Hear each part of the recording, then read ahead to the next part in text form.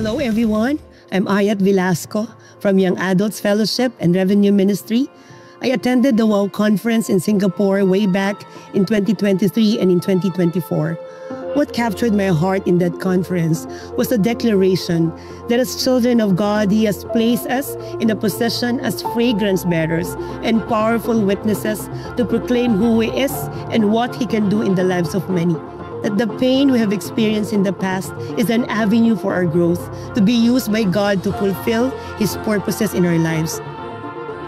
He has chosen us to become vessels of honor, for in God's eyes, no one is insignificant, because we are valued, loved, favored, anointed, and appointed for a specific course He has set for us.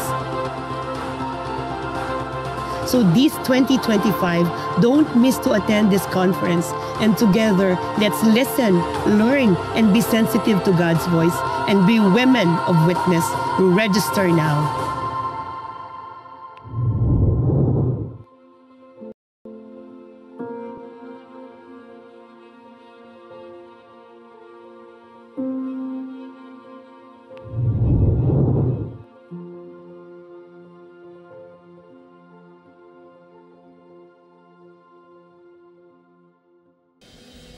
Hallelujah! Praise be to God in this place. Welcome Cornerstone in our Sunday worship service. Sige po, tayo pong lahat ay umawit sa ating Panginoon. You know what? We are blessed because today is the day that the Lord has made. We will rejoice and be glad in it. So, forget all your fears and worries. Give it all to Jesus. Come on! Woo!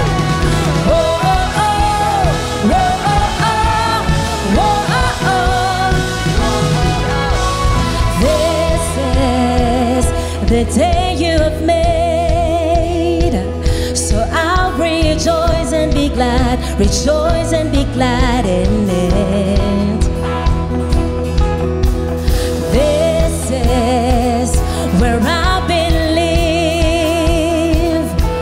you are more than enough for me. You are faithful to your promise. You are strong when I am weak. When I'm standing in your presence, I have everything I need. The joy of the Lord is my strength. The joy of the Lord is my strength. Oh, my soul, bless His name. All that is within me, sing. The joy of the Lord is my strength. Hallelujah. Jesus, come on me. You are worthy of all our praise. You are faithful to your promise. You are strong when I am weak. When I'm standing in your presence, I have everything I need. Say, the joy of the Lord is my strength. It is more than a feeling. The joy of the Lord is my strength. Oh, my soul, bless His name. All that is within me, say, the joy of the Lord is my strength. Hallelujah.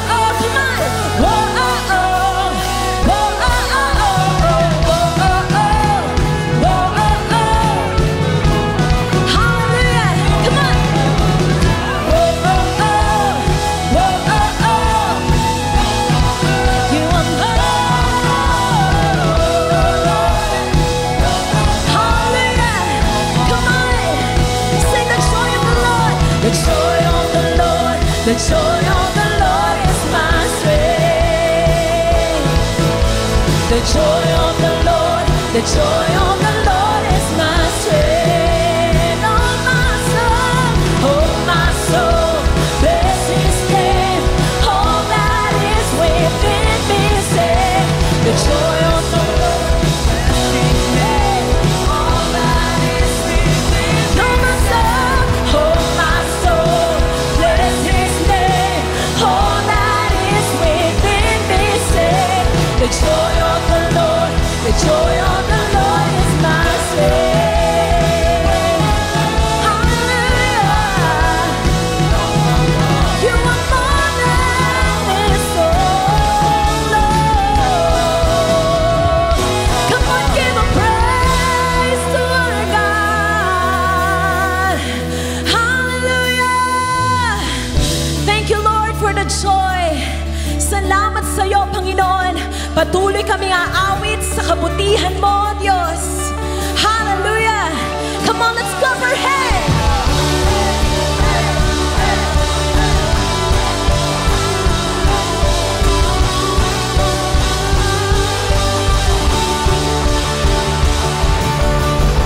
There's a song in my spirit.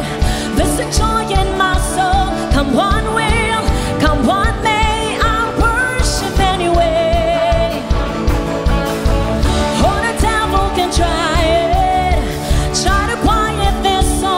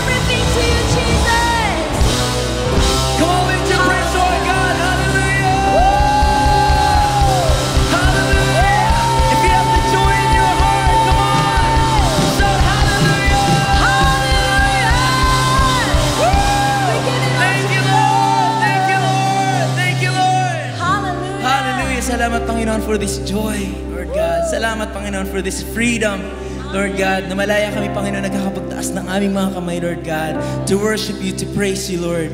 Salamat, Panginoon. Yes, Lord, you gave us this assurance, Lord God, that we have a God that listens to our prayers, Lord God. Panginoon, hindi lang kami gumagawa ng noise sa lugar na ito, Panginoon. Lord, we are worshiping a living God. And that is you, Jesus. That is you, Jesus. Come on, if you agree, pwede ba natin palakpakan ng ating Panginoon? Hallelujah, hallelujah. Yes, Lord, ang palakpak nito, Lord God, ay para sa iyo lamang, O Diyos. You're worthy, Lord. You're worthy, Lord. Lord, this very moment, Lord God, we just want to lift up your praise, Lord God. Sa iyo lamang, Panginoon, ang lahat ng papuri at pagsamba sa lugar na ito, Lord God. Every hearts, every voice, every song that comes out from our mouth, Lord God, ay para sa iyo lamang, O Diyos. Hallelujah. Lord, we draw near to you with pure heart, with a true heart, Lord God, worshiping in spirit and in truth. Lord God, hindi kami umaawit lang ng awitin, Panginoon, Lord. We have this assurance, Lord God, full assurance of faith. Naniniwala kami, Panginoon, na buhay ka, O Diyos, and that you are here in this place right now. Hallelujah, hallelujah. Come on, church, can we take this a minute? Kahit wala pang music, just worship Him in your own words. Just say thank you, thank you. You can worship in spirit. Come on, hallelujah, hallelujah. Lord, we thank you, Lord. Oh, Abba Father, Abba Father, we give you glory. We give you our praise, Lord. Just our hearts right now. Just our hearts right now. Oh, we believe that you hear our prayers. Oh, you hear our songs of worship. Hallelujah. This is an intimate moment with God right now, church. Hallelujah. That whenever we sing, whenever we pray, He hears us. He hears us. We have this assurance of faith na kahit hindi natin nakikita, we know God is moving in our midst. Amen. Hallelujah, hallelujah. As we sing this song, we sing it with a pure heart. Blessed assurance, Jesus is mine. Oh, what a foretaste of glory divine, heir of salvation, purchase of God, born of His Spirit, washed in His blood. We sing it again. Blessed assurance, Jesus is mine. Oh, what a foretaste of glory divine, heir of salvation,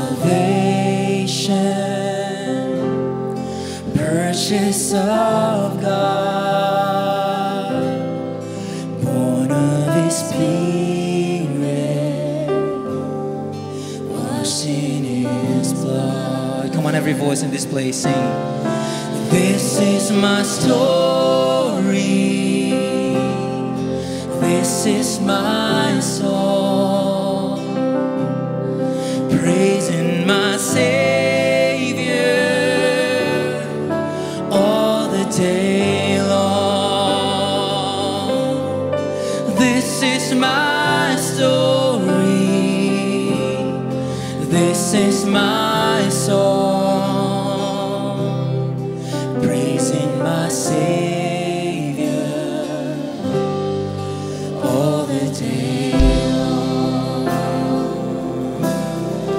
Perfect submission, all is at rest. I in my Savior, I'm happy and blessed, watching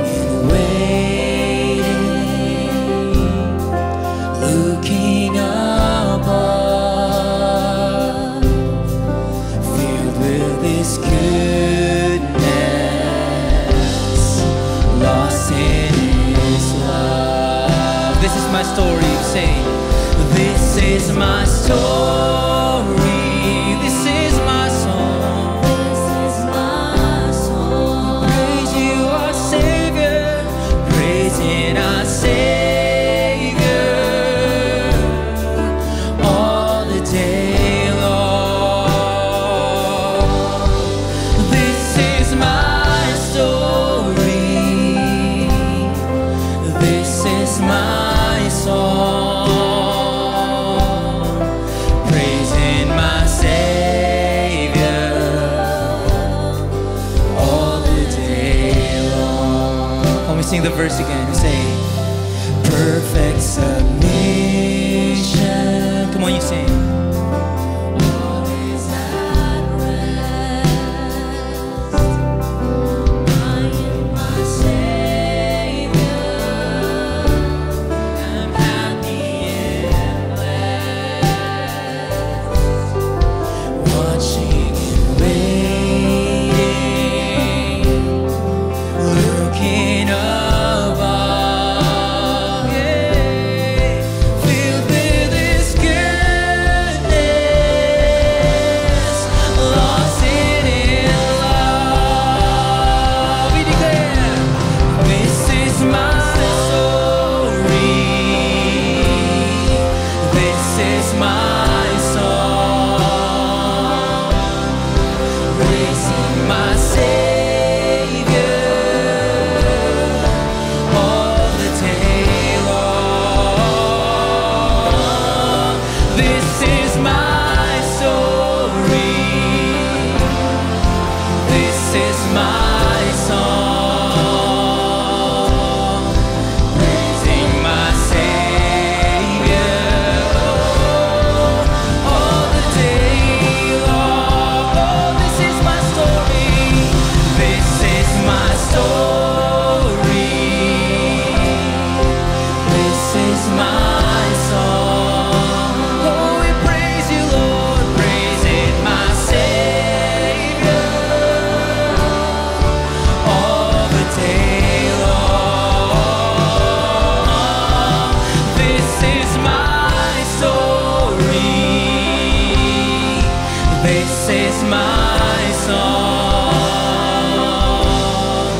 Praising my Savior.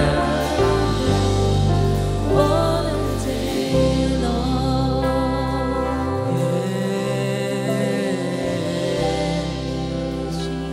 Oh, we praise you, Lord, all day, all night. Oh, we lift up praise to you, Lord. Can we sing this one? Perfect submission, all is at rest. I in my Savior am happy and blessed, watching and waiting, looking above. Come on, sing it out, sing. Filled with His goodness, lost in His love. Yeah. Come on, sing it out. This is my story. This is my story. This is my song. Oh, we praise you, Lord, praising my Savior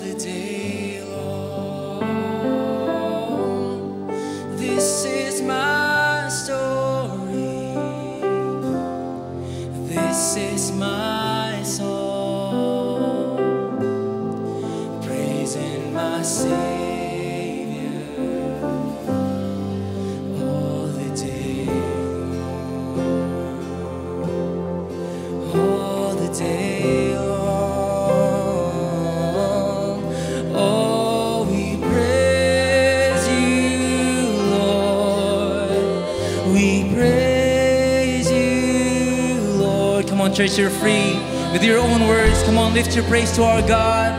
Hallelujah, hallelujah. Come on, open up your mouth, church. Only you can sing your own hallelujah to Him. Come on. Oh, we glorify your name, Lord. Oh, we glorify your name, Lord. Oh, we lift the name of Jesus. The name of Jesus.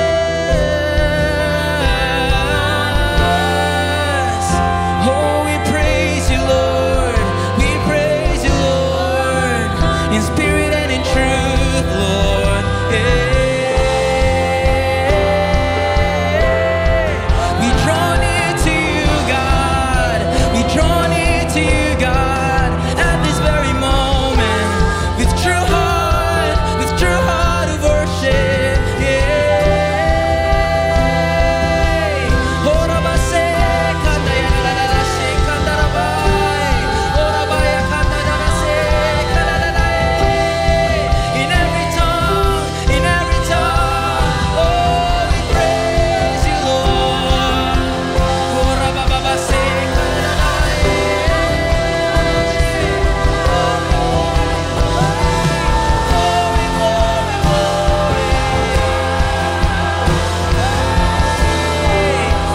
lift up the name of Jesus. Oh, what a Savior.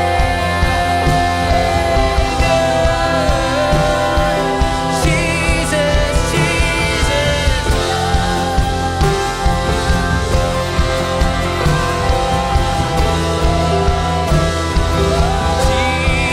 Jesus, oh, what a Savior, wonderful Jesus, oh, what a Savior, wonderful Jesus, oh, what a Savior, wonderful Jesus, oh, what a Savior, wonderful. Come on, we declare all together, say, death could not hold you, you are victorious,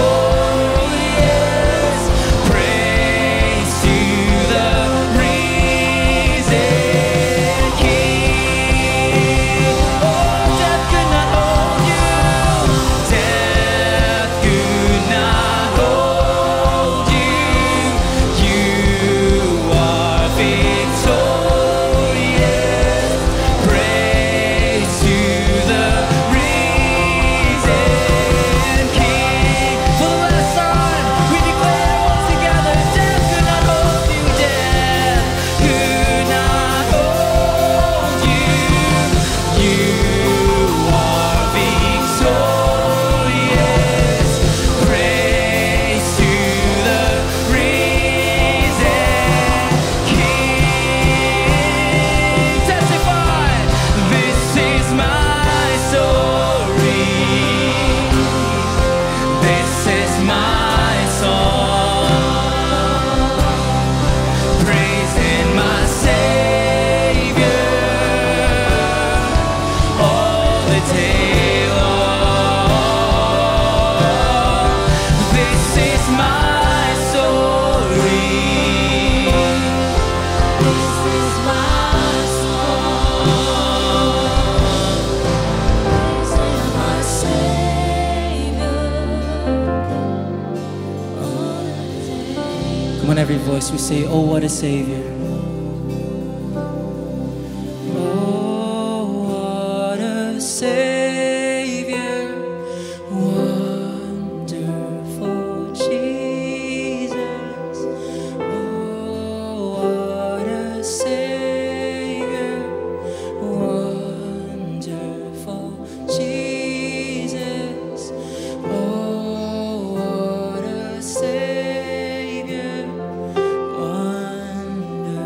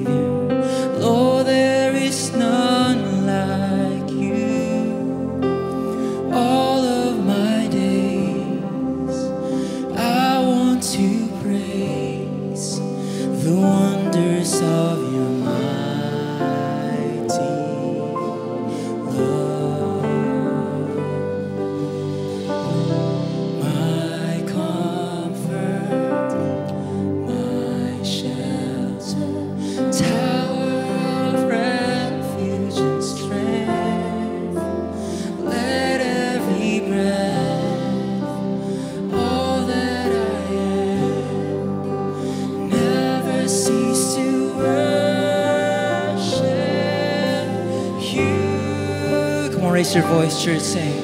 Shout to the Lord, all the earth, let us sing. Power and majesty, praise to the King. Mountains bow down and the seas.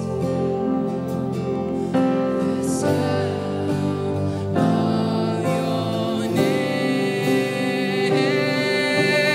I sing for joy at the work of your hands.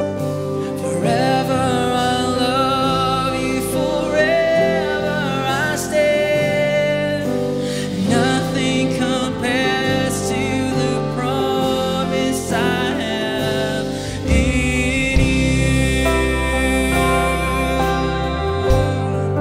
Sing it again. My Jesus, my Savior, Lord, there is none like you. All of my days, I want to praise the wonders of your mighty love. Yes, Lord, you are my comfort. You are my shelter, your tower of refuge. You are my strength. You are my strength. Let every breath, all that I am, sing it out. Never cease to worship you. Yeah. Shout to the Lord.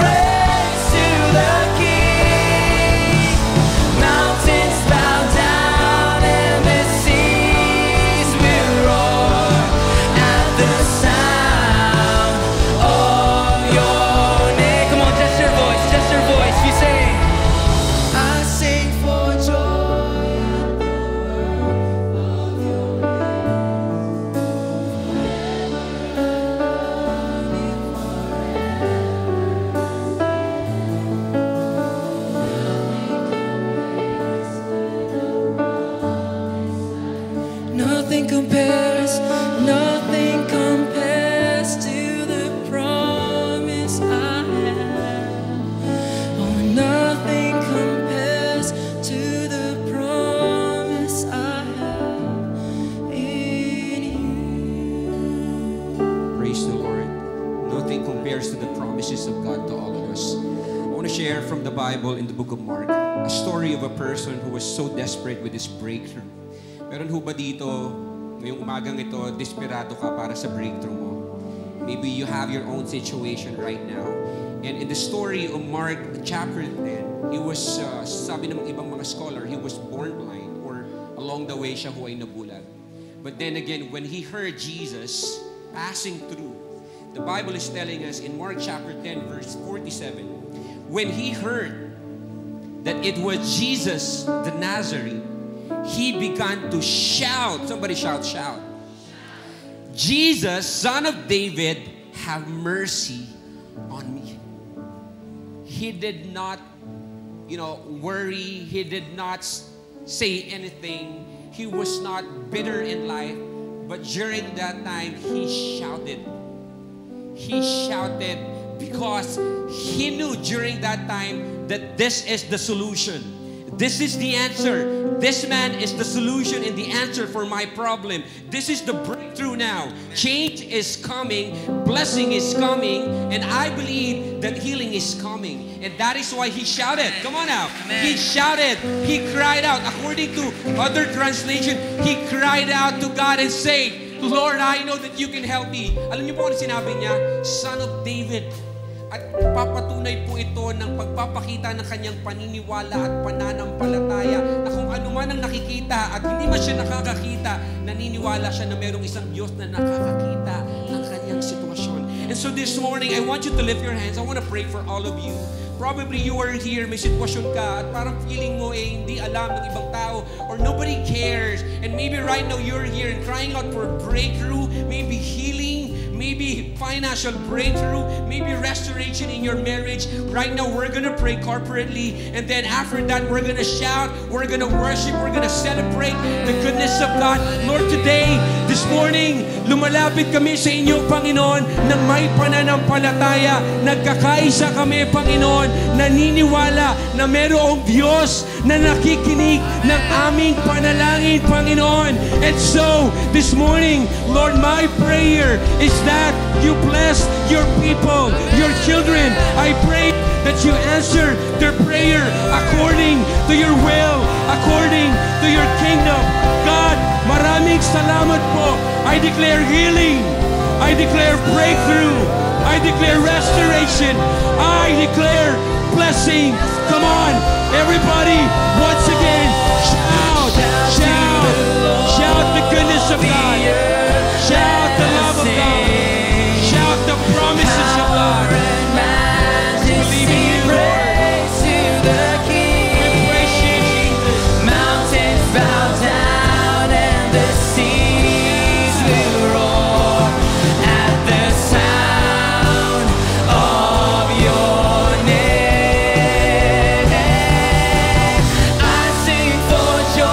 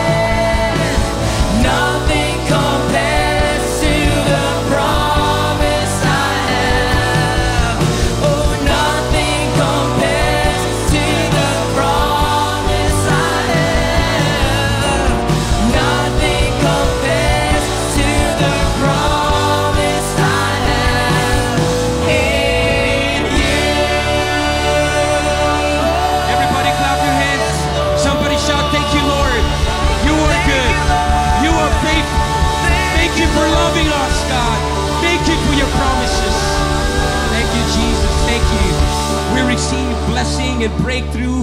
Maraming salamat po, Panginoon. We thank you, we honor you. In Jesus' name, amen and amen. Praise the Lord. Bago ka umupo, sabihin mo sa katabi mo, breakthrough is coming. Praise the Lord, praise the Lord. Praise God. Again, welcome church, welcome to Cornerstone, and for those people watching online sa YouTube po at Facebook, we want to welcome you.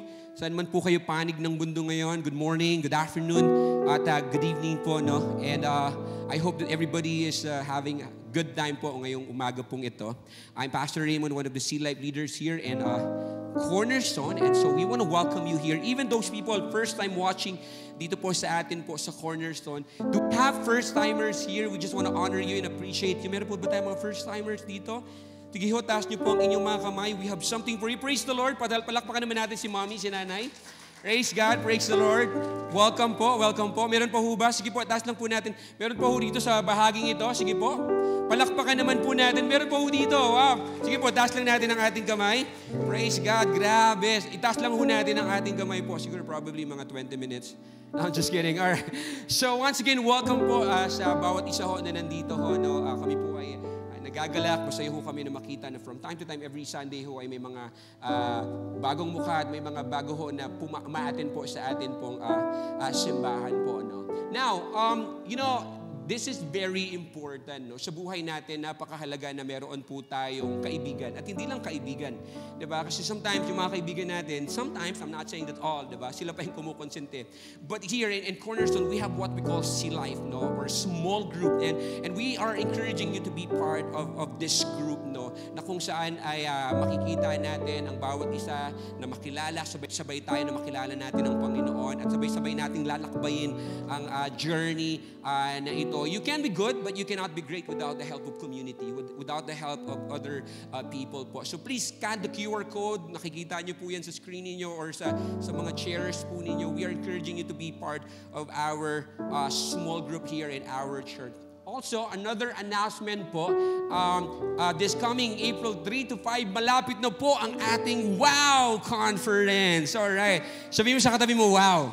Alright, even those people watching there, pa-comment, wow, wow, wow. Alright, so malapit na ho. And we only have 89 slots po para ho sa ating 3-day pass po. So ngayon pa lang po, please, after the service po na magpa-register na po kayo para hindi po kayo maubusan ng slot. Marami ho talagang pupunta because we are nabigyan po tayo ng pagkakataon to spearhead this event po at may mga pupunta ho sa atin coming from other places like Jupiter, Saturn, Pluto. No, iba-ibang mga lugar po. So, ngayon pa lamang po, no, please, no, lalo na kung bakante po ang schedule ninyo, make time po at ayusin po natin ang ating pong registration. And sa Saturday pass po natin ay meron pa po tayo 349 slots po. But then again, ngayon pa lamang po ay magpa-register na po tayo.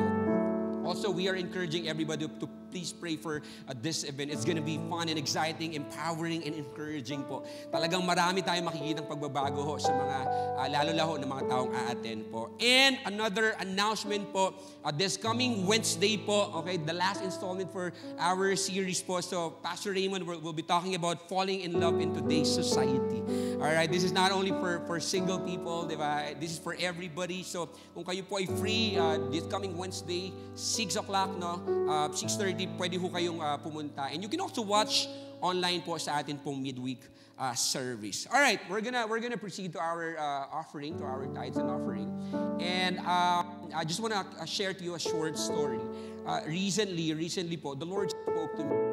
You know, alam niyo naman po yung pag nangungusap sa inyo ang Panginoon, you can't help but really to obey the Lord. And sino sa inyo rito, minsan nag-struggle kayo, di ba? And it's a journey, di ba? Na parang laging may struggle, no? And parang ano ba, obey ba ako or hindi? But I obey the Lord. And I want to tell you the amount that I gave, no, actually triple, fourth, pang fifth time. Now, okay, to balance this, even those people watching right now, no, you might cut this and say, oh, this is prosperity gospel, no. It won't work every time, no. It's not always na ganito lagi, no. My point is that we cannot outgive the Lord.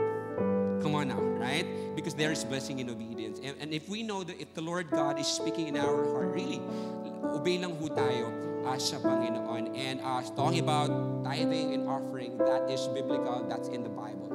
And so sa pamamagitan ho ng atin pong pagbibigay, lalo ho nating mapapaayos ang ating simbahan at marami pa hong taong makakarinig ng gospel, ng salita ng Panginoon.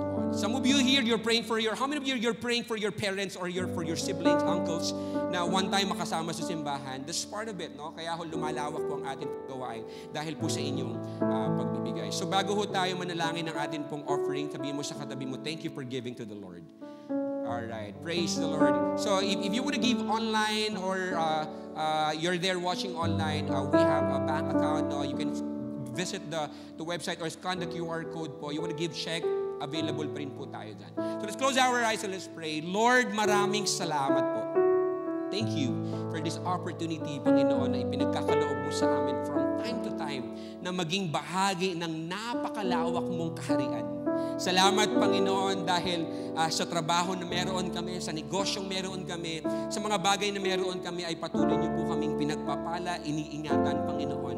Lord, I pray na patuloy niyo pang ibuhos, Panginoon, ang iyong pagpapala. I declare promotion. I declare increase and growth, Lord, especially for those people na merong puso, napakalaking puso to advance and help the kingdom of God. Maraming salamat, Panginoon, dahil ito po ay isang pribilehiyo na kami ay maging kabahagi ng iyong kaharian. Patuloy niyo pong pagpalain ang bawat isa. Bless all the gifts and all the givers. In Jesus' name, amen and amen. God bless everybody. Let's watch this video.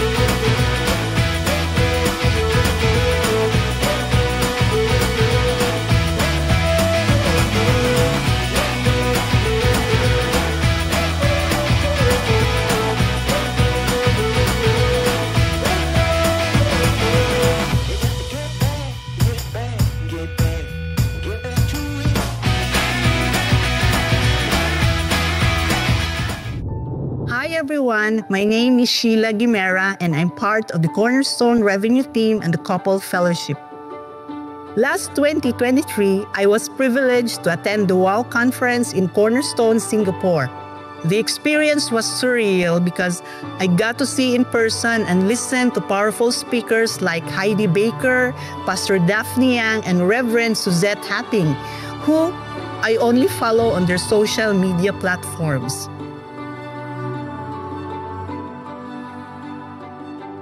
Through their teachings at the conference, the Holy Spirit impressed in my heart, and I felt I should radiate the Lord's glory in my life and rise as a woman of witness for Him.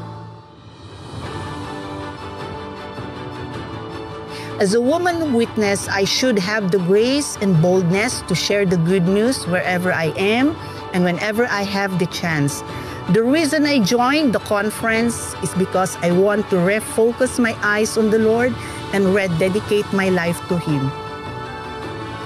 It's not about me anymore, but it's about heeding the call that God has set before me. And yes, it was at the WOW conference that I was reminded that I am a daughter of the King and I am crowned with God's glory and purpose. During the conference po, I had this prayer in my heart. At sabi ko, Lord, please bring WOW conference to our church. That prayer already was 2 years ago. And here we are, hosting the WOW conference sa mismong church pa natin. God is great, and I'm so excited to once again be part of this wonderful opportunity. To all the women out there, if you want to be equipped, empowered, and emboldened, then don't miss out on the WOW conference. Register now and see you on April 3 to 5 at Cornerstone Robinsons Novaliches. God bless everyone.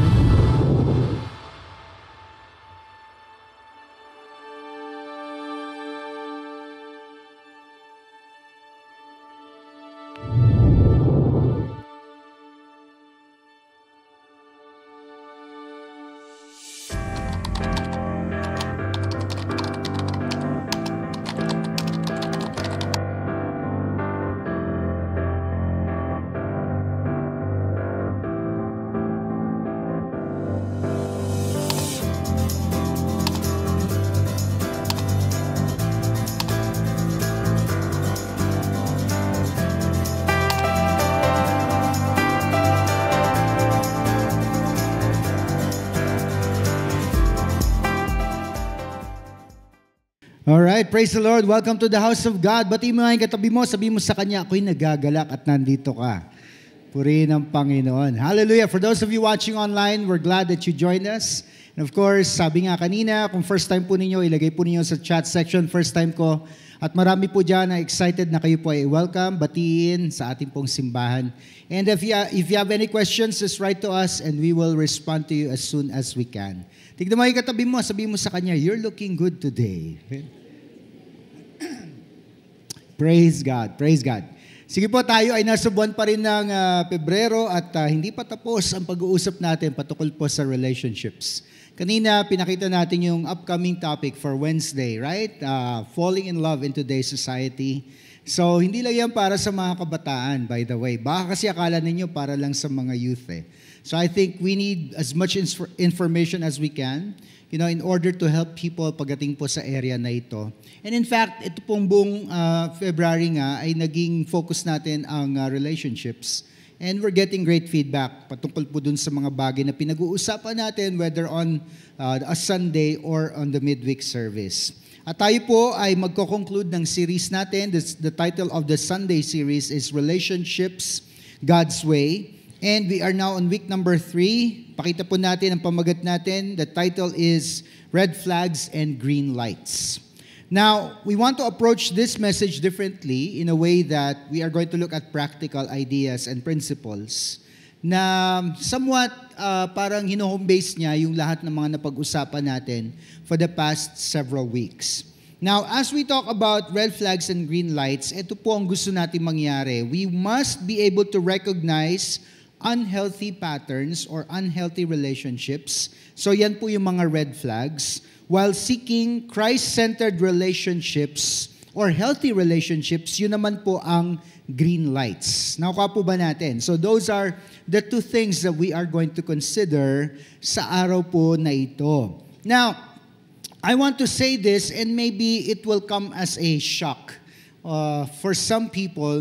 Tandaan po natin, there are many relationships that exist in our lives. The normal and the usual kapag February, boyfriend, girlfriend, husband, wife, parents, their children, children, and their parents.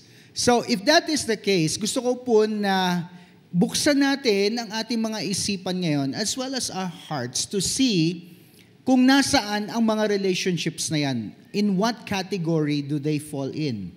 Do they fall under red lights or do they fall under green lights? So, I want to say na kahit relationship sa pamilya, kung hindi po healthy, pwedeng mag-fall under red lights. So, nakuha niyo po ba? So, this is just presenting principles to help you understand kung paano natin i-deal ang mga relationships na ito sa ating buhay. So again, hindi ko kayo kilala. If ever you are offended by some of the illustrations or explanations, it is part of the teaching, it is part of the preaching, and it is no way directed at you personally. Kasi dito wala pong personalan. Somebody say walang personalan. Pero ang mga joke nga natin, di ba, bato-bato sa langit, pag tinamaan tayo, talagang masasaktan tayo. That's just the way it is. So alright, let's get into the teaching. Una, pag-usapan po natin, recognizing red flags. Or as we called it earlier, mga unhealthy patterns or unhealthy relationships. So what are the signs of unhealthy relationships? Whether that's in your family, whether that's in friendships, or in boyfriend-girlfriend relationships, or what we call now as dating, di ba? Dating stage. Some of these can be very, very harmful emotionally and sometimes even physically. So binibigyan tayo ng warning ng Biblia. So we're going to look at principles and at the same time, we will also look at scripture. So unang-una na red flag, in a relationship that exists, there is a lack of spiritual growth. Whether sa iyo o dun sa tao kung saan ka merong relationship. Sabi po sa 2 Timothy chapter 3 verse 1 to 5, ito daw ang problema sa huling mga araw. In the last days, sabi, mark this, there will be terrible times in the last days. Ganito daw ang mga tao. People will be lovers of themselves, lovers of money, boastful, proud, abusive, disobedient to their parents, ungrateful, unholy, without love, unforgiving, slanderous, without self-control, brutal, not lovers of the good, treacherous, rash, conceited, lovers of pleasure rather than lovers of God, having a form of godliness but denying its power, have nothing to do with such people. Alam nyo ba, nung una ko mabasa ito, alam nyo kung anong naramdaman ko? Parang walang katapusan yung listahan. Ganun po talaga. And when you actually consider, if you have the time to consider, sobrang dami pa na pwede mong idagdag sa listahang ito patungkol po sa nakikita natin sa atin pong kapaligiran or sa atin pong society. And this is something that you must stay away from. Kasi pag may ganitong klase ng mga tao sa buhay natin o nag-i-exist ang ganitong klase ng relationship, then it is a clear red flag. Ang mga tao ba na ito ay naglalapit sa atin sa Diyos or nilalayo tayo sa Diyos? That is a question you must ask yourself. I'm sure if you have a person who is boastful and proud, alam mo na, hindi po ba, na hindi maganda ang dulot nito para sa iyo. Mga examples ng ganitong klase ng relationship is maybe you have a friend or maybe a romantic partner, boyfriend, girlfriend na dinidiscourage ka na pumunta sa church, pinipigilan ka manalangin, at hindi ka hinahayaan na mag-journey in faith with God. So, ibig sabihin, hindi nagkakaroon ng spiritual growth on your part. And definitely, kung sila yung nagdudulot nito sa iyo, walang spiritual journey na nangyayari sa buhay nila, therefore, walang spiritual growth. So, that's the number one red flag na dapat pong i-consider natin.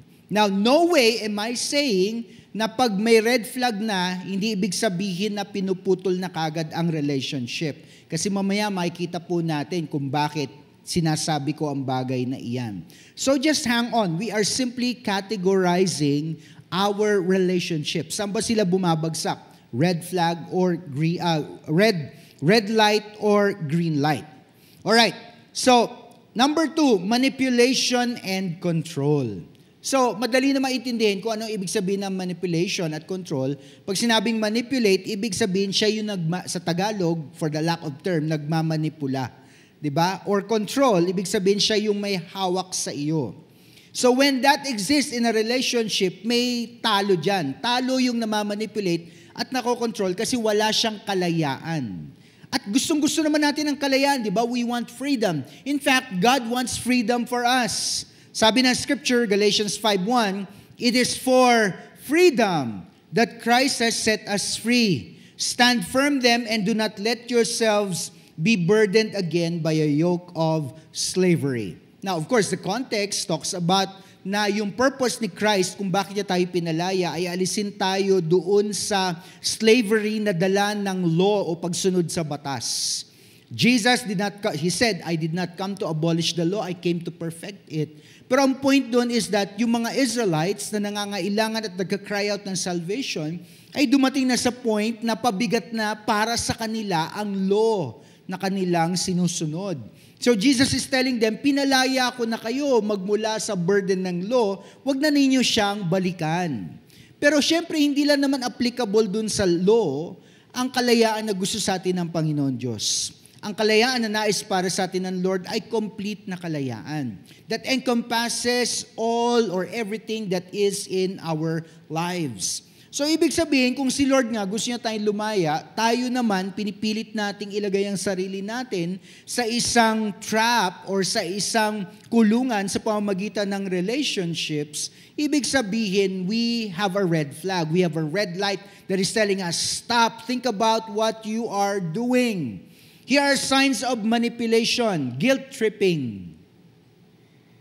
Nung bata ako, ang mga kaibigan ko kapag nagkakaroon sila ng birthday celebration sa kanilang, and not so young, mga teenagers na, pupunta ka sa bahay nila, tapos usually kapag hindi Christian, nandyan yung may inuman. Tapos ganito ang guilt tripping na mga kaibigan. Sige na, isang baso lang naman, di ba? Parang wala naman itong pakisama, parang hindi ka naman kaibigan. Guilt tripping po ang tawag doon. Diba? Hili ka na, join ka na sa lakad ng barkada. Hindi ako pwede ngayon, pre, kasi ganito, ganyan. Ito naman, walang pakisama, pang ilang ano mo na yan, pang ilang excuse mo na yan, nakailang lakad na kami na hindi ka sumasama, parang hindi ka naman tunay na kaibigan. Guilt tripping po ang tawag dyan. Somebody say guilt tripping.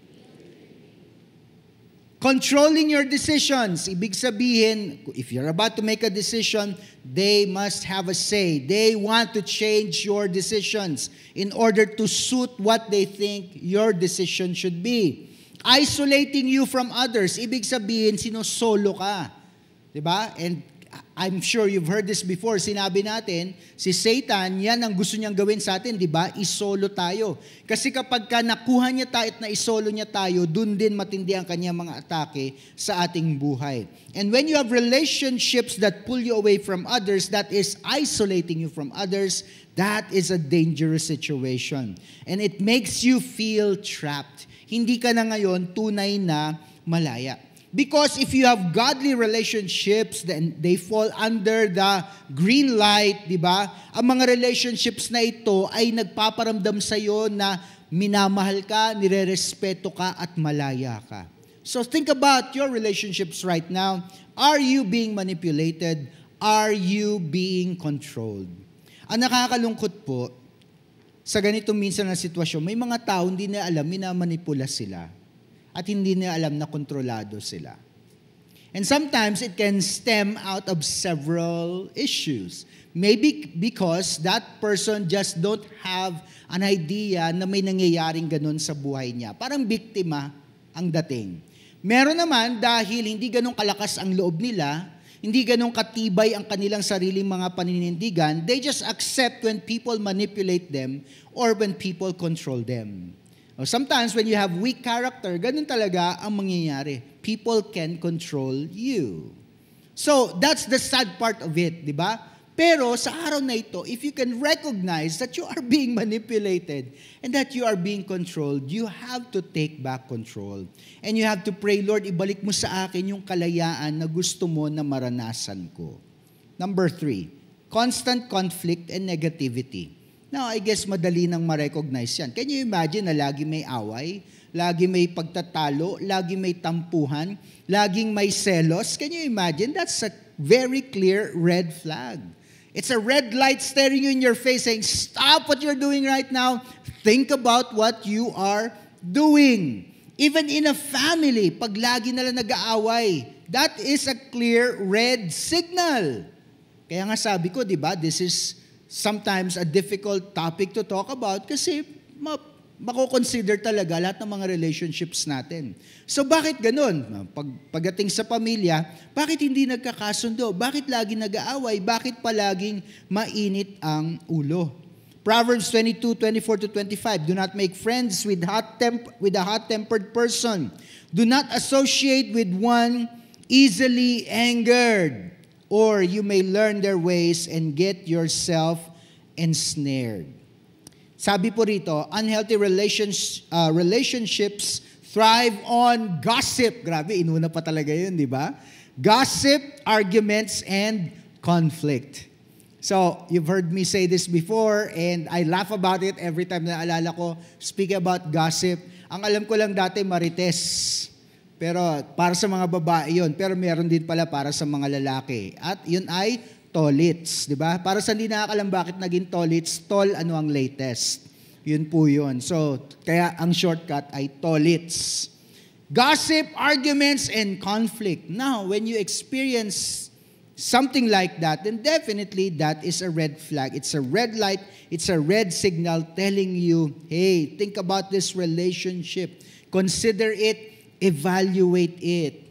If peace is constantly absent, consider whether this relationship aligns with God's plan in your life.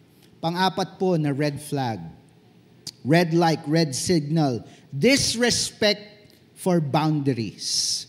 Lahat tayo may boundaries. Ibig sabihin, these are your principles. These are your stands. Ito yung mga pinaninindigan mo. Ito yung bagay na bumubuo ng moral makeup ng isang tao.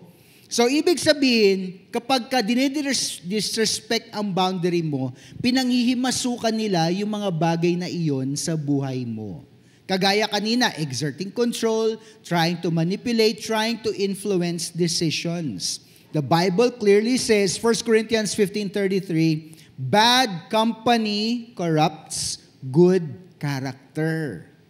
So kasi, yun na, nakapasok sila nai-influence nila yung iyong pananampalataya. You know that this is what the Word of God is saying, but because the boundaries are being disrespected, pumapasok sila o nangihimasok sila sa buhay mo, ang nangyayari, mako-compromise mo ang iyong pananampalataya.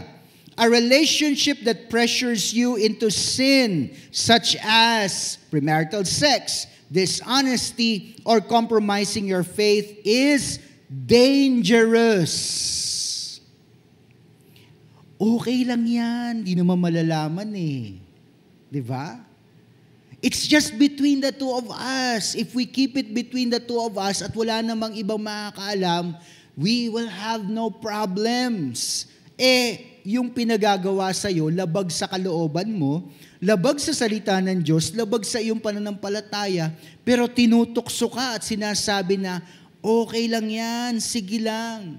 Of course, pagdating sa premarital sex, ganito, mahal naman natin ang isa't isa, di ba?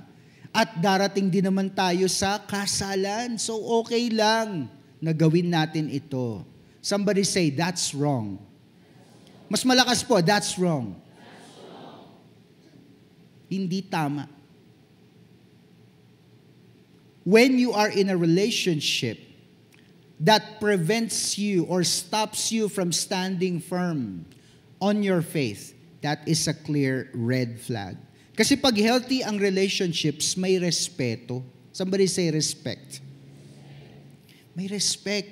Hindi pipilit, di ba? Lalong-lalo na kapag sinabi mo na, alam mo, hindi ko gagawin kasi labag sa kalooban ko. Hindi ko gagawin kasi hindi gusto ng Diyos. If you have a relationship right now that continues to disrespect your boundaries and continues to tempt you to do things that are not pleasing before the Lord, kapatid, nako, yan. At least ngayon, pwede kong sabihin na iwasan mo ang relationship na yan. Number 5, there is a lack of accountability. Pagdating sa accountability, ang point nito is that alam natin na God has made us for community. This is a community. This is a body of believers. Ang point ng pagsasama-sama natin bilang mananampalataya ay makapagpalakasan sa bawat isa. Kaya tayo nagsasama-sama bilang mga mananampalataya dahil sama-sama nating gustong purihin ng Panginoon Diyos, paglingkuran ng ating Panginoon, yet also at the same time, kaya tayo nagsasama-sama so that we can protect one another. No man is truly an island kahit tingin natin na kaya nating mabuhay mag-isa. The reality is we need other people. And now that you are a believer, now that you are a Christian, you now understand that you are part of the body of Christ. And in a body, when one part of the body is hurt, ano ba nangyayari sa buong katawan? Nakakaramdam din ng sakit.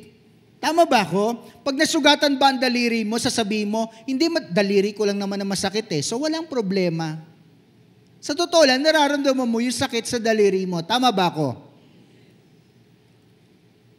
And sometimes when something else is wrong in our bodies, your heart, for example, is failing, your heart is not functioning properly, it also affects the other organs. Kaya kailangan natin accountability kasi nakakatulong yan para panatilihin tayong maayos, matuwid at banal sa harap ng ating Panginoon Diyos. Yung katabi mo, tignan mo siya. Whether kilala mo yan o hindi, accountable ka sa Kanya at siya ay accountable sa iyo. Lalong-lalo na kung magkakilala na kayo, lalong-lalo na kung part kayo ng isang ministry or fellowship dito sa church, may accountability tayo sa bawat isa. Sabi ng Proverbs 27 verse 17, as iron sharpens iron, so one person sharpens another. Ang point dyan is that sa pamagitan ng kapwa natin, inaayos ng Lord ang ating character, ang ating buhay, ang ating pananampalataya.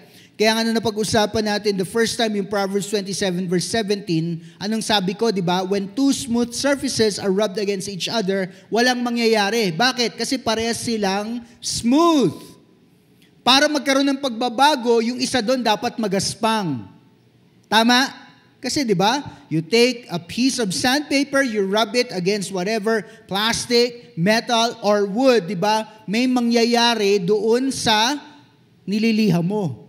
Pero syempre yung liha, habang ginagamit, ano nangyayari? Nagiging smooth din, nababawasan yung pagkagaspang, hindi po ba? Kaya ito nga ang sabi ko, di ba? Tanungin mo yung katabi mo, gaano ka ba kagaspang para pinuhin ako? Kasi yun ang paraan para ma-sharpen natin ang bawat isa. Nakukuha niyo po ba? Without relationships existing, that will not happen. Ang problema, paano magkakaroon ng correction kung hindi gustong tanggapin ng isang tao ang correction? If someone refuses correction or rejects wise counsel, it is a warning sign. Hindi ito healthy relationship. It is a red signal, it is a red flag, it is a red light. Every time you speak up and say, alam mo, parang hindi maganda, no, yung ganitong ginagawa natin. You know, tas sasabihin niya, hindi, walang problema, okay lang yan. Or when you clearly see something wrong and you point it out, and that person gets mad at you and say, ano ba pakialam mo, buhay ko naman ito.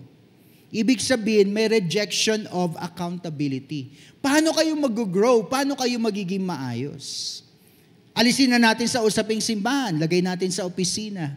Di ba? May ka-office mate ka, hindi niya tinatrabaho yung trabaho niya. At dahil hindi niya tinatrabaho yung trabaho niya, apektado yung productivity ng buong office. Pero dahil tinuturing mo siyang kaibigan, nung magsalita ka at sabihin, pare, sabi ni boss, hindi mo raw nagagawa yung trabaho mo. Ayusin mo naman daw. Tapos biglang nagalit sa'yo at sinabi, kaibigan ba talaga kita? Siguro ikaw nagsumbong kay boss. Can you imagine if that is the situation? No accountability. What is going to happen to that office? Its productivity will be affected because this one person does not want to be accountable.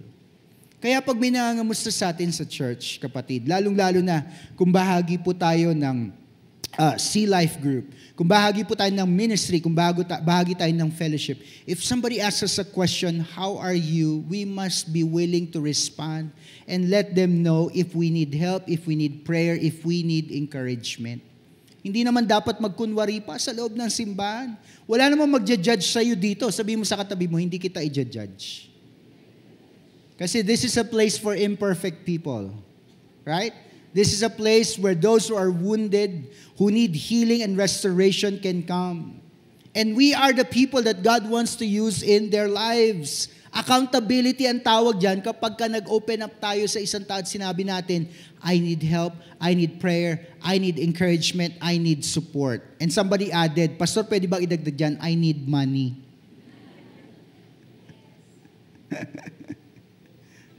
Ito lang po gusto ko sabihin sa inyo, bahala kayo pagdating sa pera, wag nyo kami isama sa mga usapan ninyo. Di ba? Kung mag-utangan kayo, usapan ninyong dalawa yan. Because a lot of people destroy their relationships because of money. Tama? Alam natin ang mga bagay na iyan.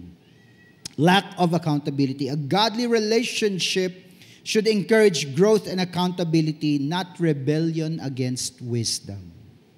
So tapos na po tayo sa red flags, red lights, red signals. Kung nakita ninyo ang isang relationship sa buhay ninyo na pumasok sa category na yan, it's something for you to pray about. Next, let's talk about green lights. Kasi gusto natin ng healthy relationships. Sino may gusto ng healthy relationships? Taas ang kamay. We want that. These are the signs of godly relationships. Unang-una, there is a shared desire for Christ. Definitely, we're talking about fellow believers and fellow Christians. Tama, di ba? So, whether we like it or not, if we have a friend in our lives na hindi ina-acknowledge si Jesus bilang Panginoon at tagapagligtas, ibig sabihin, you may not have a shared desire for Christ with that person. Again, hindi ko po sinasabi na, hindi na pala tayo dapat makipagkaibigan sa mga non-Christian kasi sabi dapat daw para maging green light, merong shared desire for Christ. That is not what I'm saying. I'm talking about on which category your relationships fall in. Matthew 18:20. For where 2 or 3 gather in my name, the name of Jesus, there I am with them. Other translations say, I am in the midst of them. So, ibig sabihin ba nito, kapatid, if you gather with 2 or 3 or 4 or whatever number, tapos ikaw lang ang nakakilala kay Jesus, would Jesus be where you are at that time or in that fellowship or in that relationship? I guess according to the Bible, siguro wala dun si Lord. Or wala si Lord sa kanila, pwede mo sabihin, nasa iyo ang Panginoon. Pwede sigurong ganun. Pero ibig sabihin, yung relationship na yon, lalong-lalo na kung hindi naman nakasenter sa Panginoon Diyos, ay maaring hindi kinakasihan ng Panginoon. That's why these are difficult principles to talk about and discuss in the church. A healthy relationship encourages mutual spiritual growth, prayer, and also accountability. The question is to see if our relationships fully fall under green light. The question would be, are you both pursuing God together?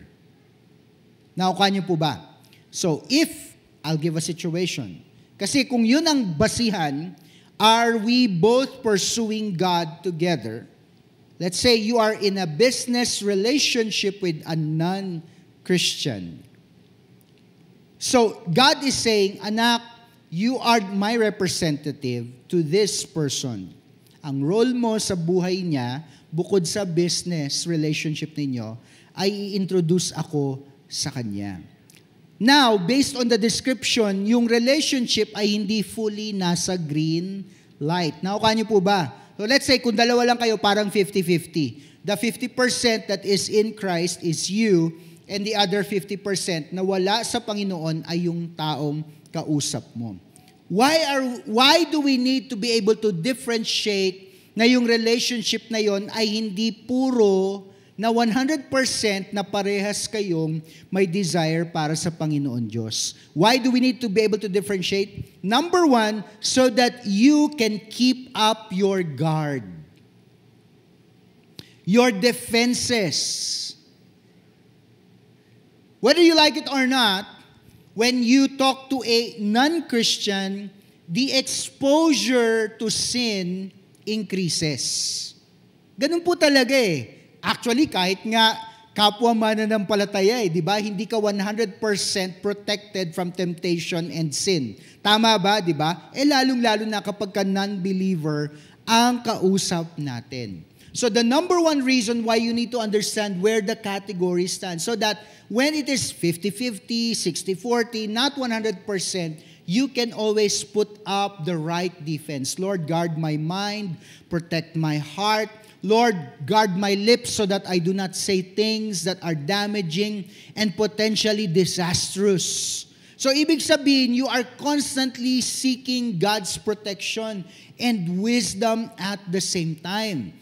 Pero also to say, Lord, because in this relationship, it is only I who carry Christ, God opened the door that I might share Christ to this person. Or hindi ko man ma-share specifically sa pamagitan ng aking mga salita, makita ng tao na ito that there is something about me, and that is Jesus, na maging attractive din para sa Kanya. But in order for our relationship to fully fall under green light, ito pong pinag-uusapan natin, both of you must be pursuing God together. Next, you must have mutual respect and encouragement. Somebody say mutual. So, ibig sabihin, pag-usapan o hindi pag-usapan, alam ninyo ito, may acceptance. Rerespetuhin kita, i-encourage kita. Whether hingin ko o hindi ko hingin, alam kong ibibigay mo yan sa akin. Yun ang maganda sa mutual. So even if hindi balance, it's not always 50-50 yung give and take situation, it does not matter. At one point, it may be all about the other person. It's all about his hurt or her pain. O pagbabalik na rin naman, it's going to be the other person's hurt and other person's pain. It does not cause conflict within the relationship kasi mutual ang kanilang respeto at pag-encourage sa bawat isa. Ang sarap nun, di ba? Yung walang demands. It just flows freely. In 1 Thessalonians 5:11, so encourage each other and build each other up just as you are already doing. Ito ang maganda kapag mutual ang respect at encouragement.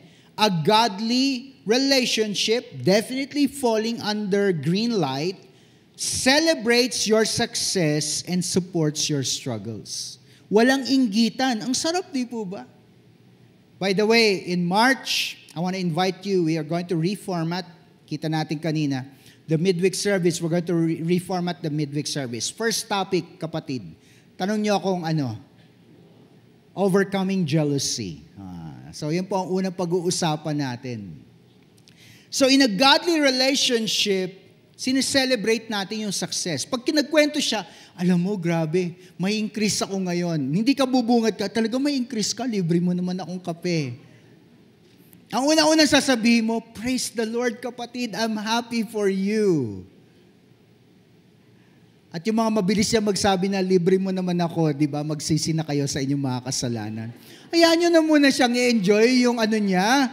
Pa-enjoy nyo muna sa kanya yung increase niya. Makiselebrate muna kayo kahit minsan pakitang tao lang. I'm happy for you. Praise the Lord. Glory to God. Tapos, pag ikaw naman nagkwento ng kalungkutan mo, nandun din naman siya para damayan ka. And it does not matter who or what is going on between the two of you at that moment. You are there together. The respect and encouragement is mutual. Number 3, healthy communication and conflict resolution. Pinag-usapan natin conflict resolution, right? Sa Peacemakers, yung topic natin ng Wednesday. A biblical approach to conflict resolution. So pag sinabi nating healthy ang communication, ibig sabihin malaya mong naipapahayag ang iyong saloobin. Yun ang mahalaga sa healthy communication. You can say what you mean. Magkaiba, alam nyo ba yon na magkaiba minsan ang sinasabi sa totoong ibig na sabihin? Alam niyo ba na may ganun minsan form of communication? Para maging healthy ang communication, pwede mong sabihin kung ano talaga ang tunay mong ibig sabihin o nararamdaman. Diba? Kasi, for example, nagtatalo ang mag-asawa. Pag sinabi, for example, ng husband, galit ka ba? Hindi. So, ano sa palagay nyo? Galit ba o hindi galit? Galit, di ba? So, ibig sabihin, the words and what the person really feels do not really match. So, pagka healthy ang communication, galit ka ba? Pwedeng sabihin ng isa, oo, galit ako. Right? And that is what that person truly feels. At dahil healthy yung communication, guess what? Mas madali din ang pag-resolve ng conflicts. Kasi madalas, kaya hindi na-resolve ang conflict kasi nga hindi kayang mag-communicate ng maayos. Here's a good principle for us. Again, do not take it literally as some have taken this scripture to mean. Sabi kasi dito, Ephesians 4:26-27, do not let the sun go down while you are still angry, and do not give the devil a foothold. Sabi nung iba, bilisan mo, magpatawaran na tayo, lulubog na yung araw. Paano yun? Pag inabutan kayo paglubog ng araw, so ibig sabihin, hindi na maayos yung problema. So hindi po siya literal. Basically, the principle is saying, wag patagalin. If given the opportunity, mag-usap at mag-ayos ka agad. Tandaan po natin, balikan natin, right? Na merong respeto sa bawat isa, may pag-acknowledge sa bawat isa. Pag healthy ang communication, ibig sabihin, kayang tanggapin na, alam mo, patatawarin kita, pero masama pa rin ang loob ko ngayon eh. Give me time. Somebody say, give me time. Yung mga iba, dahil walang patience, how much time? Diba? Yung mga legalistic ang dating. Hanggang bukas, ilang araw ba yung galit mo na yan? Huwag po kayong ganon. Sabi mo sa katabi mo, huwag kang ganon. I want to be honest with you, ganun kasi ako eh. So that's something that I need to work on. Hindi po ako perfect, patawarin po ako ni Lord. Godly relationships practice forgiveness and open communication rather than holding grudges. They seek resolution instead of fostering bitterness. Kaya nga nung na-discuss yung forgiveness, in passing, pag-usapan ng forgiveness, marami mga tao, sabi ko, may mga hang-up sila pagdating sa pagpapatawad kasi akala nila forgiving is fixing the problem. At ito po, like ko sinasabi, forgiveness does not necessarily mean fixing the problem. Because the problem may be unfixable. Pero yung pag-release ng nararamdaman na galit, di ba? Yung pag-let go ng tao at sabihin, nilalagay kita sa kamay ng Panginoon, ay hindi imposibleng gawin. Mahirap, lalong-lalo na, kung matindi ang pain na nararamdaman, pero hindi imposibleng gawin. Though some problems cannot be fixed, your emotions, you can handle if you trust the Lord. Kung naniniwala po kayo doon, magsabi kayo na amen. Number 4, willingness to set and respect boundaries. Kanina, kung walang pagrespeto sa boundaries, dito po merong pag-acknowledge at pag-respect ng boundaries. Proverbs 4:23, keep your heart with all diligence, for out of it springs the issues of life. Mapapangalagaan po natin ang ating puso. At kung maayos po ang ating puso, magiging maayos din ang ating buhay. Kapag nandyan po ang respeto sa mga paninindigan, pananampalataya at paniniwala ng bawat isa. Healthy relationships respect purity, personal time, and emotional well-being. So this is something that you need to see. Do these people honor your values or do they pressure you to compromise? So kagaya kanina, sabi natin, walang respect sa boundaries, lagi nangihimasok sa buhay natin, unhealthy. So ngayon naman, ito yung healthy aspect. Number 5, there is a track record of integrity. Maganda po ito. Pag ang kaibigan ninyo, puro pangako, tapos lagi napapako, walang integrity. Hindi na siya green light. O lagay natin dun sa, minsan, yung talaga nakakasakit minsan sa magkakasama sa simbahan. Bro, pautang naman. Pabayaran kita next month. Diba? Pag dumating yan next month, nakabayad sa'yo, wow, that's a person of integrity. Siyempre, dahil nagbabayad, anong mangyayari? Makakautang ulit. Tama ba? Yes. Proverbs 10:9, whoever walks in integrity walks securely, but whoever takes crooked paths will be found out. The thing is, a trustworthy person keeps their word and lives by godly principles. Alam mo, maganda sa person of integrity, hindi mo kailangan na palaging isipin kung tama ba o totoo ang kanyang sinasabi. Alam mo kasi minsan pag nasira na yung tiwala natin sa isang tao dahil, alam mo yun, if they've said something before that was not entirely true, minsan ang hirap na tayo magtiwala sa kanya. So anything that they say, we always see it Not with purity, but with ano kaya intention niya kung bakit niya sinasabi yung mga bagay na ito? O bakit niya kaya sinasabi yung mga bagay na ito? Ano kaya ang plano niya?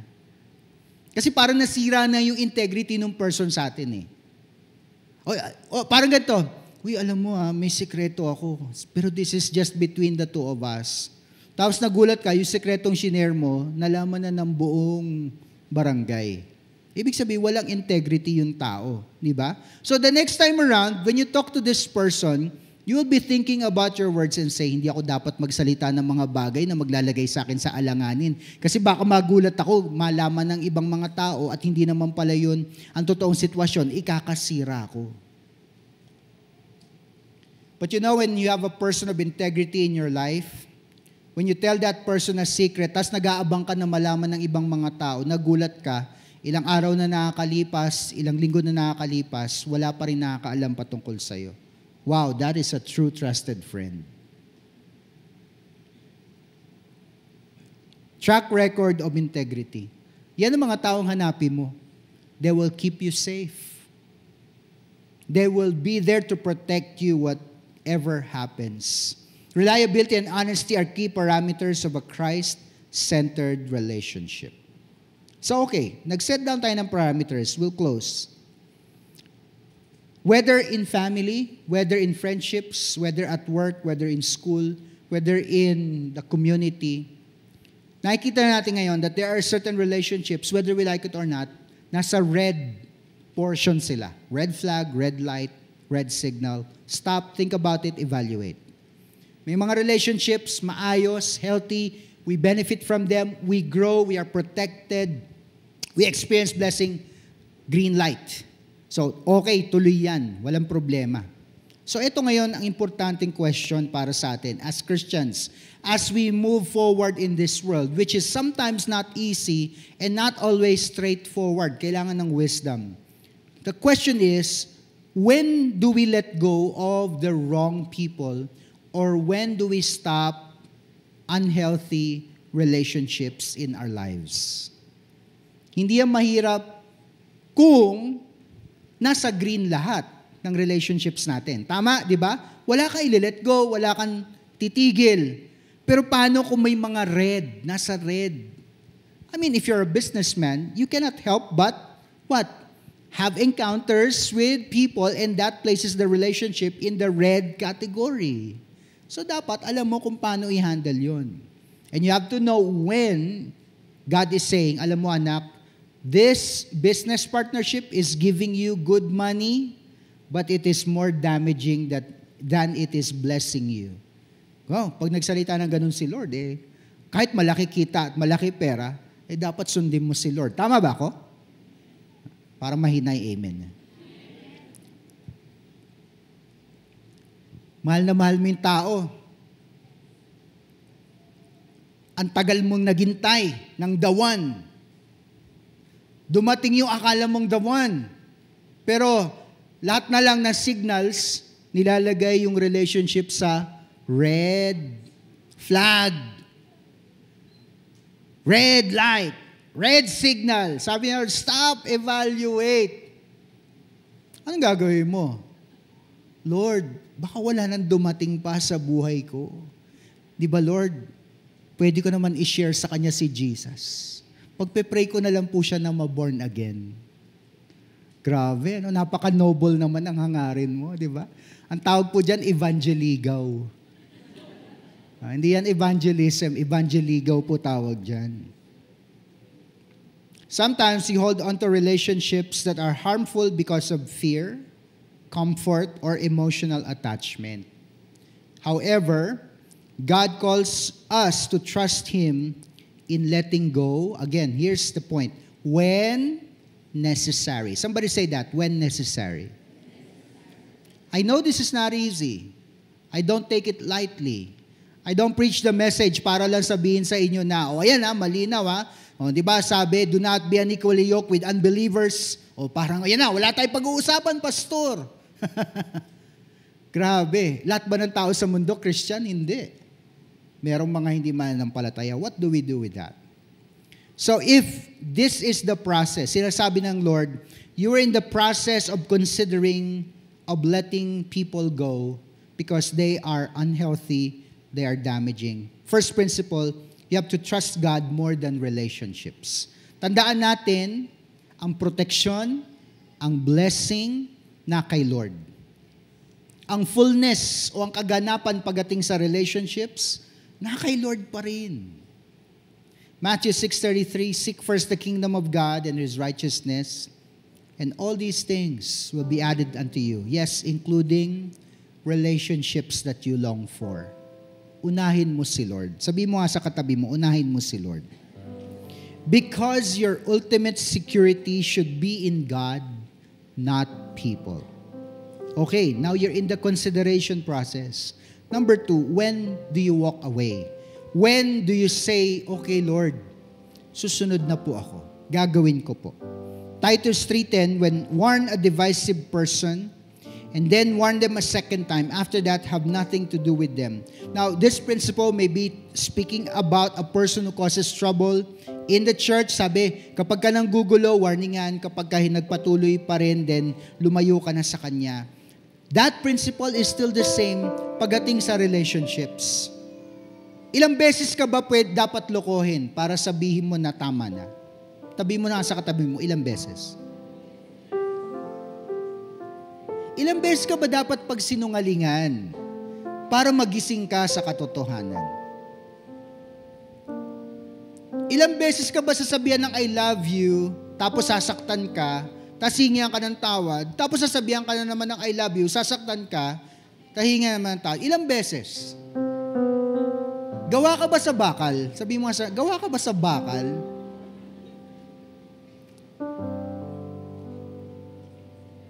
Pastor, parang ang sakit naman, parang napaka-insensitive. Because I want you to think about, do you need to walk away? Pastor, ang sinasabi mo, asawa ko po yan. Pastor, you're talking about my husband, you're talking about my wife. Ano ba sabi ko kanina? Sometimes even family relationships can fall under red flags. So, hindi man kailangan na maghiwalay, pero kailangan ng matinding pag-uusap. Kailangan ng matinding panalangin. Baka nga dahil hindi mo na kaya mag-isa, kailangan mo nang humingi ng tulong. Yeah, I share this because my family experienced such things, right? You've heard the story before. I had an abusive stepfather. Mabigat ang kamay. And it was a hurt for my family for a long time. That's why whenever I talk about forgiveness, ginagamit ko example yun kasi napatawad ko yung stepfather ko. By the way, he has gone to be with the Lord. And he was a lovely, faithful man unto God nung nagbago na po talaga siya. Pero sa simula, hindi. Pero when to walk away, guess what? My mom did not walk away. Tiniis niya ang lahat ng yon. So, again, the situation is not the same for everybody. The situation is different. Maybe if she came to the point of death, kasi sa sobrang pagbubugbog, then siguro yung pamilya would have stepped in and say, lumayo na kayo sa bawat isa, di ba? Poprotektahan ka namin, di na makakalapit sa iyo asawa mo. It did not come to that point, but emotionally, it was very, very damaging. But there may be relationships na, alam mo yun, hindi lang ikaw nilalagay sa alanganin, baka pamilya mo nilalagay din sa delikadong sitwasyon. Protect yourself. Number 3. Did I read this? If a relationship constantly leads to sin, emotional harm, or spiritual stagnation, it may be time to distance yourself. Number 3, finding healing after letting go. Kasi whether you like it or not, this relationship has become a part of your life. And anything na tinatanggal sa buhay natin ay mag-iiwan ng vacuum o ng butas or magkukos ng pain. Pruning tawag dyan. Somebody say pruning. And pruning is not always easy. Pero ang sabi ng Lord sa Psalm 147 verse 3, He heals the brokenhearted and binds up their wounds. So, cutting ties with toxic relationships can be painful. We believe that, I acknowledge that, God knows that it is. But God restores and brings better connections in His time. Kayang punan ng Lord kung anong nawala sa atin. And it's going to be better. Tandaan natin yan, di ba? Pag inalaw natin si Lord na tanggalin ang isang bagay, isang tao, isang relationship, kaya niyang itong palitan. Mas maganda pa, mas makabuluhan pa, better than what we even expected. Here's the challenge for us before we pray. For those in unhealthy relationships, seek God's guidance. Again, kita natin categories, red flags, red light, red signal. Stop, evaluate, think about it. Green, very good. We benefit, we experience the blessing that comes from the Lord. For those in unhealthy relationships, seek God's guidance on how to move forward with wisdom. Yun ang mahalaga. With God's wisdom. For those desiring godly relationships, ask God to bring the right people into your life. Or pwedeng vice versa, you may be the right person. God is bringing into the life of another person. So that can be a beneficial, productive, God-pleasing, God-honoring relationship. So pwede bang iuko natin lahat ng ating mga ulo? I want you to close your eyes, everybody bow your heads. Nobody looking around. I want you to be as honest as you can because this is between you and the Lord. And this is not to embarrass you, but this is so that your process of restoration, healing, or victory can begin. Kapatid, tatanungin kita, walang nakatingin, lahat nakapikit at nakayuko. Do you have an unhealthy relationship in your life right now? Kung meron, I want you to lift up your hand. Again, all honesty before the Lord, you want to be on a course of restoration and healing. And this is, I believe, God's desire and plan for you. God bless you. God bless you. God bless you. You can put your hand down. You do not need to be embarrassed. Lord, nakita mo mga kamay at alam mo ang kanilang mga sitwasyon. Even while we have been discussing the series on relationships, may mga sinasabi ka na sa kanila. And maybe on this day, Lord, malinaw mo na sinasabi sa kanila na may issue at may problema na kailangan pagtuunan ng pansin. We come to you, Lord God, to ask for wisdom. We come to you to ask for your grace. We ask you, Lord God, to teach us, Lord God, how we can respond in this situation without compromising our faith, without giving in to temptation, without giving in to sin. How do we respond in this situation that continues to honor God and blesses Him? Tulungan mo kami, Panginoon. Tulungan mo ang bawat isa sa amin. We acknowledge whatever failure we have. We lift up to you our weaknesses in these areas and say, Lord, kailangan namin ang lakas mo. We come to you right now, Lord God, and say, Lord, patawarin mo ako. At times, I know I was not doing the right thing. But I did not want to be alone. I did not want the pressure, Lord God, of not having friends or people around me. Kaya pinanatili ko pa rin ang mga relationships na ito. Lord, forgive us, God. Forgive us. We humble ourselves before you. Ikaw lang, Panginoon, ang kasapatan namin. And help us, Lord God, to fully realize and understand what that means. Dahil kapag ka mas naging buo at ganap ang tiwala namin sa Diyos, yes, even in relationships, then we would have the strength to let go, to stop those relationships, Lord God, that are damaging and hurtful to us, or to be able to move forward with God's wisdom and understanding. Salamat po, Panginoon. Salamat po. You are telling us right now, there is hope in God. If we trust in Him, there is hope in the Lord. There is healing for what is broken in us. And there is restoration in the name of Jesus. In the name of Jesus. Can I ask you all to stand up on your feet? Sama-sama natin na purihin at sambahin ang ating Panginoon Diyos. Hallelujah.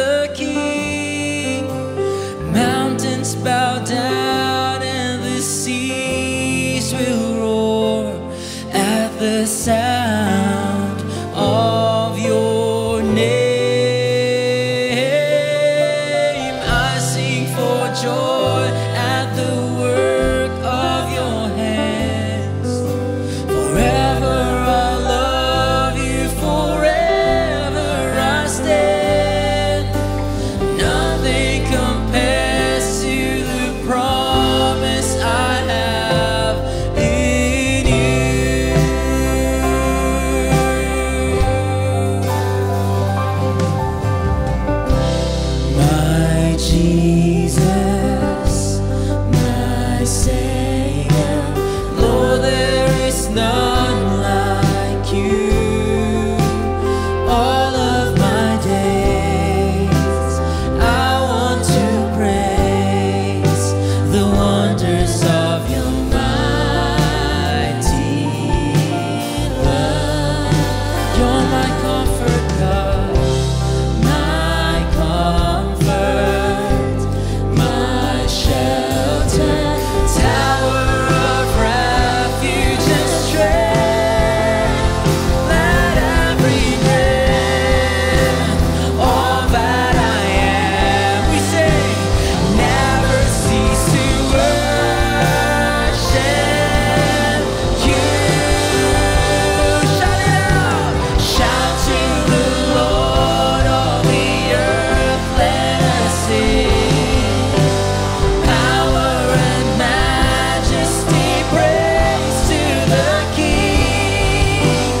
Mountains bow down and the seas will roar at the sound of your name. I sing for joy at the work of your hands. Forever I love you, forever I stand. Nothing compares to the promise I have. We shout to the Lord of the earth, let us sing. Power and majesty, praise to the King. Mountains bow down and the seas will roar at the sound of Jesus' name.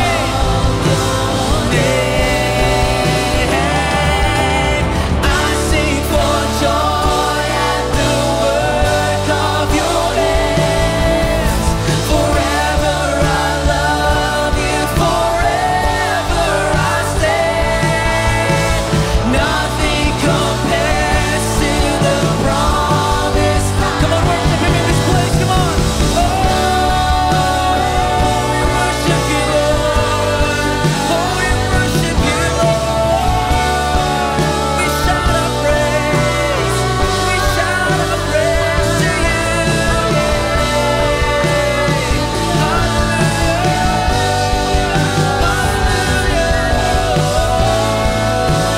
Come on, church, for the last time. We say, shout to the Lord. Shout to the Lord, all the earth, let us sing. Power and majesty, praise to the King. Mountains bow down and the seas will roar at the sound of your name. I sing for joy at the work of your hands. Forever I love you, forever I stand. Nothing compares to the promise I have in you.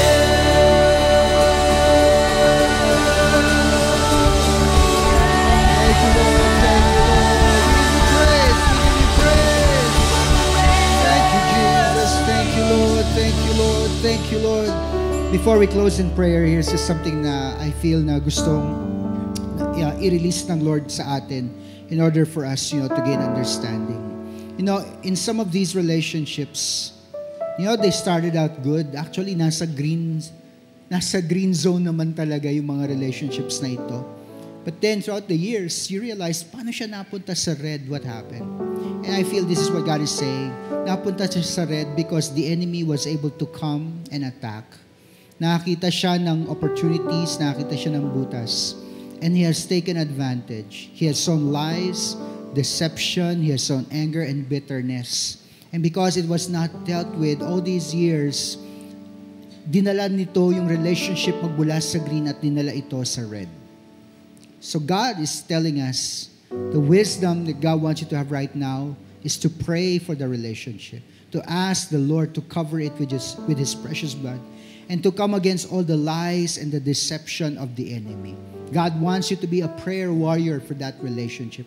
Ilaban mo ito, yan ang sinasabi ng Panginoon Diyos. Let Him do His work. Let His hand be upon you to give you patience, to give you understanding, to give you strength, to give you revelation kung ano yung nangyayari sa iyong paligid, so that you will be able to pray with fire and passion until you see victory, until you see yourself overcome, until you see your family and whatever that relationship is be freed from the grasp of the enemy. So Father, right now in Jesus' name, all relationships, Lord God, na sinira ng kaaway sa pangalan ni Jesus, Lord, we come against anything and everything the enemy has done. And we say it is powerless. All lies, all deception, Panginoon, wala itong kapangyarihan. But let the truth be revealed, Lord God, as we acknowledge the work of your Spirit in us, who leads us and guides us into all truth. Kung meron mang mga bagay, Panginoon, na kailangan magbukas ng kaisipan ng mga tao so that we will all be enlightened to what is really happening, tulungan mo, Panginoon Diyos, ang bawat isa. So that when we move forward, we are assured we are moving forward with confidence that comes from God. Not just based on human emotion. Help us not to be ruled by our emotions right now, Lord God. Because if anything at all, yung mga emotions namin na nawala ng control, ang maaring nag-contribute din, Panginoon, para ang relationship, Panginoon, ay mapunta sa red flag. But help us not to be ruled by our emotions anymore. But help us, Lord God, to listen to the voice of the Spirit and be guided accordingly. Salamat, Panginoon Diyos. Salamat sa mga pag-aaral na ito. Salamat, Panginoon, sa series na ito. Lord, hayaan mo na mag-remind ito sa amin araw-araw, Panginoon, kung gaano ka-valuable, kung gaano ka-importante ang mga relationships na ito. Because at the end of the day, our earthly relationships should be a reflection of who our God is. If we are growing in our relationship with the Lord and we allow Him to work in us, magre-reflect ito sa aming mga earthly relationships. So that is what we want, Lord God. That is what we desire. Sa buong linggong ito, Panginoon, ingatan mo ang bawat isa. Cover us with your precious blood. Keep us, Lord God, away from all manner of harm, whether physical, emotional, or spiritual. Cover us with your precious blood, as well as members of our family as well. Lord, maging ang mga bagay na pinagkatiwala mo sa amin, ang aming mga earthly riches, Lord God, ang aming mga earthly resources, Lord God, protect it, Lord God, and help us, Lord God, to use all of these things, Lord God, and utilize them only, Lord God, for your glory. Lord, salamat, Panginoon, because I believe this week, Lord God, marami kang mga bagong opportunities na bubuksan para sa iyong mga anak. And we want to be able to see all of those things with open eyes, Lord God, and ears ready to hear from the Lord. And